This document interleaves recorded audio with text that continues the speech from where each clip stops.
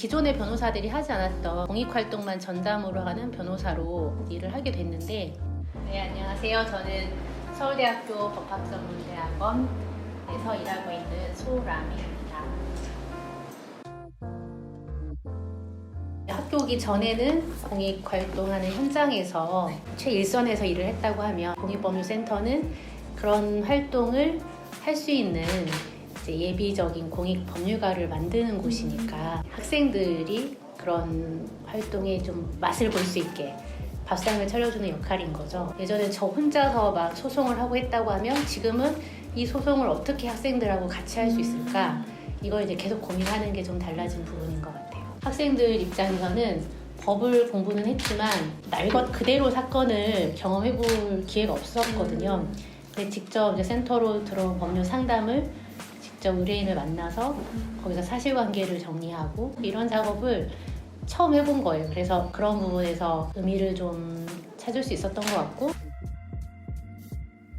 필리핀 여성이 예비 형부한테 성폭력을 당했던 사건이 있었어요. 그런데 1심에서 무죄가 선고가 됐어요. 왜냐하면 성폭력 피해가 있었는데 바로 피해를 알리지 않았고, 그게 결국에는 성폭력 피해 피해자다움을 요구하는 게 동일하게 똑같이 요구받았던 사안이었고, 그래서 왜 그럴 수밖에 없었는지, 왜 적극적으로 도움을 가족들이 요청하지 못했고, 결혼식이 진행되는 동안 어떤 내색도 하지 못했는지를 열심히 자료도 내고 본인 진술도 더 듣고, 그래서 항소심에서는 징역 7년형인가 선고가 돼서 법정 구속됐던 사건이 있어요. 근데 그게 사실은 지금 최근에 우리나라 미투 움직임과 크게 다르지 않은 이슈들이에요. 성폭력 피해에서 피해자다움이란 무엇인가. 사실 이주 여성들이나 외국인 분들이 소송에서 더 어려움을 겪는 거는 자기의 그 피해를 진술하기가 너무 어려운 거예요. 그게 통역이라는 걸 한번 거쳐야 되고, 그 과정에서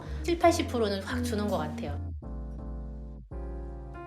2007년, 2008년 이때 이제 해외 입양인 분들을 만날 기회가 있었고, 그게 계기가 돼서 법이 어떻게 돼 있지? 이런 거 관심 갖고 보게 되었고, 그때 이제 알았던 굉장히 놀라웠던 사실 중에 하나가, 입양 가는 아이들의 90% 이상이 미혼모 가정 출신이라는 거를 구체적으로 알게 된 거예요. 와, 우리나라가 아직도 정말 미혼모에 대한 차별이나 편견이 심하구나. 그리고 직접 미혼모가 아이를 양육할 수 있게 하는 지원이 너무 턱없이 부족하거나 없구나라는 거를 이제 그때 알게 된 거죠. 여성 인권 차원에서 봤을 때도 미혼모에 대한 차별은 굉장히 사회적으로 개선돼야 될 문제 중에 하나고, 제도 개선 과제 이런 거에 대해서 관심을 가지고 계속 활동을 하게 되었습니다. 제일 기억에 남는 거는 아무래도 입양특례법인 것 같아요. 출생신고해서 친부모 기록 남기고, 입양하려고 하면 입양 신고를 해서 입양했다는 사실이 또 기록에 남고, 이게 사실은 법정 절차인데 11년도까지만 해도 그냥 아이는 무조건 고아로 만들고, 입양 부모가 자기가 낳은 아이인 것처럼 자기의 친자식으로 그냥 출생신고하는 방식으로 허위 출생신고인 거죠. 정부가 허가해준 입양 기관들을 통해서 입양하는 프로세스가 다 그랬어요. 아동 최상의 이익이 원칙이라는 게 있는데 그걸 말하는 사람은 없고, 입양 부모의 이익이나 그런 게 더 많이 반영되어 왔던 거죠. 그런 부분을 이제 바꿔보자고 하는 차원에서 입양특례법 개정 활동을 같이 진행을 했고, 그 2011년도에 어쨌건 좀 일부 내용이 반영돼서 통과가 됐었죠.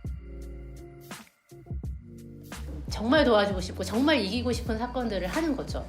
거기에서 오는 그 충족감이랄까, 보람이라는 거는 사실은 제가 봤을 때 변호사로서 누릴 수 있는 최고의 행운이었다고 생각을 하고, 공익변호사가 되고 싶다는 이제 학생들이 찾아오면 저는 고민을 해보라고 해요. 일을 할 때 뭘 가장 중요하게 생각하는지를 아는 게 정말 중요한 것 같아요. 그래서 난 좀 의미나 명분, 보람, 이게 중요하다고 생각을 하면 저는 되게 공익변호사가 너무 좋은 직업이라고 생각을 해요.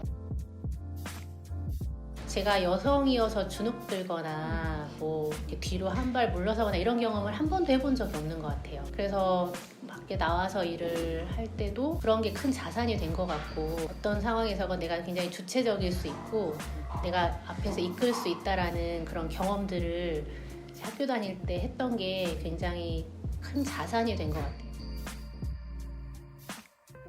어떤 법조인이 되고 싶은지, 왜 법조인이 되고 싶은지를 많이 생각해 보면 좋겠어요.